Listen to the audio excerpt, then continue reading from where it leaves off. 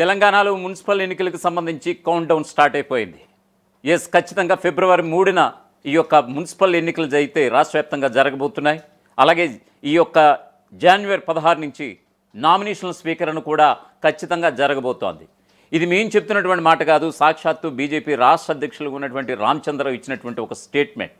So మొత్తానికి ఓవరాల్గా చెప్పాలంటే ఫిబ్రవరి 2nd వీక్ కల్లా ఎన్నికల ప్రక్రియ అయితే పూర్తి చేస్తామని ఇప్పటికే ఘంటాపథంగా తేల్చేసినటువంటి స్టేట్ ఎలక్షన్ కమిషనర్ ఉన్నటువంటి రాణి కుముదిని. సో ఖచ్చితంగా 20వ తారీఖున అయితే ఒక నోటిఫికేషన్ అయితే విడుదల చేసే అవకాశాలు చాలా స్పష్టంగా కనిపిస్తున్నాయని కూడా చెప్తున్నారు. సో ఈ క్రమంలోనే జనవరి 12న ఈ యొక్క ఓటర్లకు సంబంధించి వార్డుల వారీగా, డివిజనల్ వారీగా ఓటర్లు ఫైనల్ ఓటర్ లిస్టులు, అలాగే తమ వద్దకు చేరేసరికి జనవరి 16న ఫైనల్ ఓటర్ లిస్ట్ ఉంటుంది. 2019 ఏదైతే జనాభా లెక్కల ప్రకారం ఆ టైంకి ఏదైతే ఎలక్షన్ జరిగాయో అప్పట్లాగే ఇప్పుడు కూడా సేమ్ అప్పుడు ఉన్నటువంటి జనాభా లెక్కల ప్రాతిపదికనే ఇప్పుడు కూడా ఎన్నికలు జరగబోతున్నట్లుగా ఇప్పటికే ఎస్ఈసి స్పష్టం చేసినటువంటి ఈ నేపథ్యాన ఖచ్చితంగా రాష్ట్రంలో ఎన్నికల ముసురుకొంది. ఖచ్చితంగా. ఎందుకంటే ఒకవైపు ముఖ్యమంత్రి రేవంత్ రెడ్డి ఫిబ్రవరి 3న వచ్చే నెల 3న జడ్చర్ల సభావేదికగా ఆయన యొక్క టూర్ షెడ్యూల్ని బిజీ చేసుకున్నటువంటి పరిస్థితి. మరోవైపు గడిచిన పంచాయతీ ఎన్నికల విషయానికి వస్తే సర్పంచ్ ఎన్నికల్లో నేలమట్టం అయిపోయినటువంటి బీజేపీ ఇప్పుడు ఖచ్చితంగా పురపూరులో నిజంగా ఒక గట్టిగా కొట్టాలనేటువంటి ఒక కసితో ఉన్నట్లుగా తెలుస్తోంది. సో ఈ క్రమంలో ఖచ్చితంగా పార్టీ అభ్యర్థుల విషయానికి సంబంధించి ఖచ్చితమైనటువంటి స్క్రూట్నీ చేసే విధంగా ముందుకు పోవాలనే విధంగా ఒక ఖచ్చితమైనటువంటి గెలుపు గుర్రాలకే ఈ యొక్క పార్టీ పగ్గాలు పార్టీ టికెట్స్ ఇవ్వాలనేటువంటి విధంగా వెళ్తోంది. మరోవైపు బీసీలకు 42% రిజర్వేషన్స్ కూడా ఇప్పుడు సందిగ్ధావస్థకు పడినటువంటి సందర్భం. ఎందుకంటే స్థానిక సంస్థల ఎన్నికల్లో ఖచ్చితంగా బీసీలకి 42% రిజర్వేషన్లు ప్రవేశపెట్టి ఖచ్చితంగా ఈ ఎలక్షన్స్ నిర్వహిస్తామనేటువంటి కాంగ్రెస్ ప్రభుత్వం చేతులెత్తేసిందంటూ ఒకవైపు బీజేపీ మరీ ముఖ్యంగా బీఆర్ఎస్ నిట్ట నిలువున ఎద్దేవా చేస్తున్నటువంటి పరిస్థితి. సో దీనికి సంబంధించినటువంటి ఒక పూర్తి స్థాయి అప్డేట్ చూద్దాం. వాస్తవానికి తెలంగాణలో 117 మున్సిపాలిటీలు, అలాగే 6 కార్పొరేషన్లకు సంబంధించి ఈ యొక్క పాలక మండళ్ళు గడువు ముగిసింది. సో ప్రస్తుతానికి అయితే వీటికి ఎన్నికలు జరగబోతున్నాయి. తెలంగాణలో 117 మున్సిపాలిటీలు, కార్పొరేషన్లకు ఫిబ్రవరిలో ఎన్నికలు నిర్వహించేందుకు రేవంత్ రెడ్డి సర్కార్ సిద్ధంగా ఉంది. జనవరి 16న ఓటర్ల తుది జాబితా విడుదల కాబోతుంది. జనవరి 20వ తేదీన నోటిఫికేషన్ వెలువడే అవకాశం ఉంది. కేంద్ర ఆర్థిక సంఘం నిధుల కోసం మార్చిలోగా ఈ ఎన్నికల ప్రక్రియను పూర్తి చేయాలని కూడా ప్రభుత్వం భావిస్తోంది. తెలంగాణ రాష్ట్రంలో మున్సిపల్ ఎన్నికలకు కౌంట్డౌన్ స్టార్ట్ అయింది. గత ఏడాది డిసెంబర్లో గ్రామ పంచాయతీ ఎన్నికలను విజయవంతంగా పూర్తి చేసినటువంటి రాష్ట్ర ఎన్నికల సంఘం ఇప్పుడు పట్టణ పోరుపై దృష్టి సారించింది. జనవరి 20వ తేదీ నాటికి రాష్ట్రంలో మున్సిపల్ ఎన్నికల నోటిఫికేషన్ వెలువడే అవకాశం ఉండటంతో దానికి సంబంధించి రాష్ట్ర ఎన్నికల సంఘం కమిషనర్ రాణి కుముదిని అధికారులకు కీలక ఆదేశాలు జారీ చేశారు.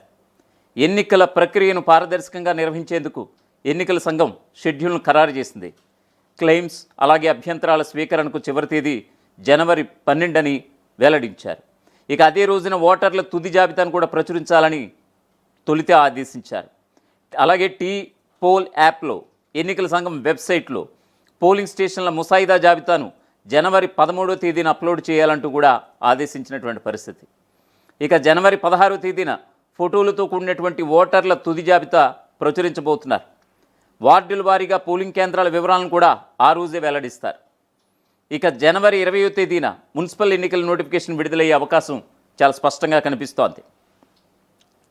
ఇక 2019 నాటి ఓటర్ల జాబితాను ప్రాతిపదికగా తీసుకుని బిఎల్ఓల ద్వారా, అంటే బూత్ లెవెల్ ఆఫీసర్స్ ద్వారా క్షేత్రస్థాయిలో వివరాల పరిశీలన కూడా జరుగుతోంది. ఎన్నికలకు అవసరమైనటువంటి బ్యాలెట్ బాక్సులు, ఇతర సామగ్రిని సిద్ధం చేయాలని కూడా కలెక్టర్లను ఈసీ ఆదేశించింది. వాస్తవానికి ప్రత్యేక రాష్ట్రం ఏర్పడిన తర్వాత 2014లో జరిగినటువంటి తొలి స్థానిక సంస్థల ఎన్నికలకు సంబంధించి ఆల్రెడీ అప్పుడు ఈవీఎంల ద్వారా ఎన్నికలు నిర్వహించినటువంటి పరిస్థితి. ఆ తర్వాత 2020లో జరిగినటువంటి ఎలక్షన్స్ విషయంలో ఈవీఎంల ద్వారా కాకుండా కేవలం బ్యాలెట్ పేపర్లు, ఎందుకంటే కరోనా ఉంది కాబట్టి కేవలం బ్యాలెట్ పేపర్లతోనే ఎన్నికలకు వెళ్ళారు ఆనాటి కేసీఆర్ హయాంలో ఉన్నటువంటి సర్కార్. సో ప్రస్తుతం ఖచ్చితంగా ఈవీఎంల ద్వారా ఎలక్షన్స్కి వెళ్తారు అనుకున్నటువంటి ఈ తరుణాన ఇప్పుడు కూడా బ్యాలెట్ పేపర్లతోనే ఎన్నికలకు వెళ్ళాలని నిర్ణయించినటువంటి రేవంత్ రెడ్డి సర్కార్ ఆ మేరకు ఎస్ఈసికి సూచనలు కూడా చేసింది. ఎస్ఈసి కూడా జిల్లా కలెక్టర్లను ఆదేశించింది. సో ఎక్కడికెక్కడ బ్యాలెట్ బాక్సులు సిద్ధంగా ఉంచుకోండి, బ్యాలెట్ పేపర్ల ముద్రణ, ఎందుకంటే పార్టీ అభ్యర్థులకు సంబంధించి ఖచ్చితంగా గుర్తులు ఉంటాయి. సో ఇండిపెండెంట్స్ ఎంతమంది ఉంటారు ఏంటనేది తెలియాలంటే ఖచ్చితంగా వాళ్ళకి కూడా గుర్తులు కేటాయించాలి. ఇదంతా కూడా కాస్త ప్రాసెస్ జరిగే ప్రక్రియ. సో ఇది కాస్త లేట్ అయ్యే అవకాశాలు ఉన్నాయి. ఖచ్చితంగా ముందైతే బ్యాలెట్ బాక్సులు అయితే సిద్ధంగా ఉంచుకోవాలని కూడా ఆదేశించినటువంటి పరిస్థితి. ఇక ఎన్నికల నియమావళిని కఠినంగా అమలు చేయడానికి ఫ్లయింగ్ స్క్వాడ్స్, అలాగే స్టాటిక్ సర్వేలెన్స్ టీమ్స్ ఏర్పాటుకు ఆదేశాలు కూడా జారీ చేసింది స్టేట్ ఎలక్షన్ కమిషన్. రాష్ట్ర స్థాయి రాజకీయ పార్టీల ప్రతినిధులతో ఎన్నికల సంఘం గురువారం నాటి సమావేశం నిర్వహించి వారి సూచనలను కూడా తీసుకుంది. ఇక తుది ఓటర్ల జాబితాను ఆయా వార్డు పరిధిలోని అన్ని పోలింగ్ స్టేషన్లలో అందుబాటులో ఉంచాలని కూడా ఆదేశించారు. దీనివల్ల ఓటర్లకు తమ పోలింగ్ కేంద్రం అలాగే బూత్ వివరాలు కూడా తెలుస్తాయని కూడా ఈసీ వెల్లడించింది. మున్సిపల్ ఎన్నికలు నిర్వహించేందుకు అవసరమైనటువంటి మౌలిక సౌకర్యాలపైన కూడా కలెక్టర్లకు ఈసీ దిశానిర్దేశనం చేసింది. బ్యాలెట్ బాక్సులు, ఎన్నికల సిబ్బంది నియామకం, రిటర్నింగ్ ఆఫీసర్లు, అసిస్టెంట్ రిటర్నింగ్ ఆఫీసర్లు, ఫ్లయింగ్ స్క్వాడ్స్, సిట్టింగ్ స్క్వాడ్స్ను నియమించి ఎన్నికల ప్రక్రియను పర్యవేక్షించాలని కూడా ఎన్నికల కమిషన్ సూచించింది. ఇక అన్నిటికంటే మరి ముఖ్యంగా తెలంగాణ రాష్ట్రంలో బీసీల సంఖ్య ఎక్కువ. ఖచ్చితంగా బీసీల నినాదంతోనే ఎప్పటికప్పుడు ఎన్నికలు జరుగుతున్నటువంటి పరిస్థితి. సో ఖచ్చితంగా బీసీలకి 42% రిజర్వేషన్లు ఇవ్వాలి అనేటువంటి కాంగ్రెస్ ఏదైతే కొన్ని బిల్లులు రూపొందించిందో అవి ఆల్రెడీ హైకోర్టులో కేసులు నడుస్తుండడం, సుప్రీంకోర్టు మెట్లకి ఎక్కడం, మరొక వైపు ఇటు గవర్నర్ దగ్గర అటు రాష్ట్రపతి దగ్గర పెండింగ్లో ఉన్నటువంటి బిల్లుల విషయం కూడా అందరికీ తెలిసిందే. సో పంచాయతీ మొన్నటి వరకు ఈ యొక్క పార్టీలకు అతీతంగా జరిగేటువంటి సర్పంచ్ ఎన్నికల్లో వీటి యొక్క ఇష్యూ పెద్దగా రాలేదు. కాకపోతే ఖచ్చితంగా ఇప్పుడు పార్టీల గుర్తుతో వెళ్ళేటువంటి ఎన్నికలు కాబట్టి, మరీ ముఖ్యంగా పట్టణ స్థానిక సంస్థల ఎన్నికలుగా దీన్ని చూస్తాం కాబట్టి ఖచ్చితంగా బీసీ రిజర్వేషన్లు ఎంతవరకు అమలవుతాయి అనేటువంటి విషయం అయితే ఇప్పుడు మీమాంస ఏర్పడింది. నిజంగా స్థానిక సంస్థల ఎన్నికల్లో బీసీలకు 42% రిజర్వేషన్లు కల్పిస్తామని ఎన్నికల మేనిఫెస్టో ప్రకటించి బీసీల ఓట్లు దండుకుని కాంగ్రెస్ సర్కారు రాష్ట్రంలో అధికారంలోకి వచ్చిందనేటువంటి ఆరోపణలు ఉన్నాయి. గత నెలలో ముగిసినటువంటి పంచాయతీ ఎన్నికల్లో బీసీలకు 42% రిజర్వేషన్లు కల్పించలేదు. పంచాయతీ ఎన్నికలకు పార్టీ గుర్తులు ఉండవు కాబట్టి బీసీ సంఘాలు కూడా కాస్త సైలెంట్ అయిపోయాయి. ఇక మున్సిపల్ ఎన్నికలు పార్టీ గుర్తులపై జరగబోతున్నందున 42% రిజర్వేషన్లు కల్పించాల్సిందేనని ఇప్పటికే బీసీ సంఘాల జేఏసీ కూడా హెచ్చరికలు కూడా జారీ చేసింది. అయితే ప్రస్తుత పరిస్థితులను పరిశీలిస్తే ఎస్సీ, ఎస్టీ, బీసీ రిజర్వేషన్లు అన్నీ కలిపి కూడా 50% మించకుండా ఎన్నికలకు వెళ్తున్నట్లుగా తెలుస్తోంది. బీసీలకు ఎంత శాతం రిజర్వేషన్లు కల్పించాలనేది డెడికేటెడ్ కమిషన్ ఇచ్చే నివేదిక ఆధారంగా ప్రభుత్వం నిర్ణయించబోతోంది. ఇక క్షేత్రస్థాయిలో బీసీల జనాభా అలాగే వారి రాజకీయ ప్రాతినిధ్యాన్ని కమిషన్ ఇప్పటికే పరిశీలిస్తోంది. 2011 జనాభా లెక్కల ప్రకారం ఎస్సీ, ఎస్టీలకు రిజర్వేషన్లు కల్పించబోతున్నట్లుగా ఎస్ఈసి వర్గాల నుంచి అందుతున్నటువంటి సమాచారంగా చెప్పొచ్చు.